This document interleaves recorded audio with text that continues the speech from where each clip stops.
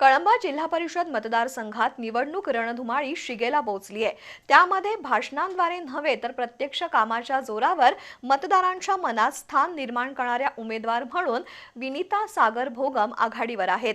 शेतकरी, महिला, युवक आणि सर्वसामान्य घटकांशी थेट संवाद साधत त्यांनी प्रचारात बाजी मारली आहे।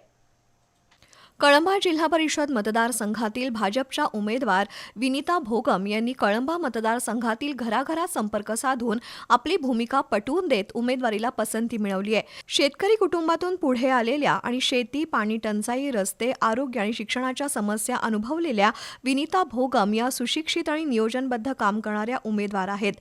प्रचारादरम्यान प्रत्येक गावात प्रत्यक्ष भेटी देत नागरिकांचे प्रश्न ऐकून घेत असून निवडणूक जिंकण्यासाठी नव्हे तर काम करण्यासाठी उमेदवारी ही भूमिका त्या ठामपणे मांडत आहेत। त्यामुळे त्यांच्या प्रचारादरम्यान आपुलकीचं आणि विश्वासाचं नातं निर्माण झालंय।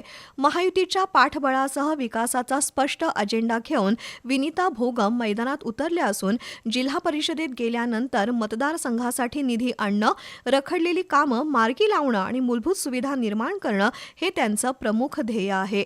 काम करणारी, सर्वांना सोबत घेणारी आणि निर्णयक्षम नेतृत्व म्हणून विनीता भोगम यांची ओळख मतदारसंघात निर्माण झाली आहे। नुकत्याच कळंबा इथल्या जाहीर सभेत खासदार धनंजय महाडिक यांनी विनीता भोगम यांच्या कार्यकर्तृत्वाचं विशेष कौतुक करत त्यांना प्रचंड मतांनी निवडून देण्याचं आवाहन केलं। केंद्र आणि राज्यात महायुतीची सत्ता असल्यानं कळंबा मतदारसंघाच्या विकासासाठी निधीची कमतरता भासणार नाही, असंही खासदार महाडिक यांनी स्पष्ट केलंय। सभेला महेश जाधव, महादेव खानविलकर, दीपक तिवले, सागर कदम, प्रकाश कदम, बाजीराव पवार, छाया भवड, नगरसेविका डॉक्टर नेहा तेंडुलकर, नगरसेवक विजय खाडे, रघुनाथ तोरसकर, सागर भोगम, रामचंद्र भोगम यांच्यासह महायुतीचे पदाधिकारी, कार्यकर्ते आणि नागरिक उपस्थित होते।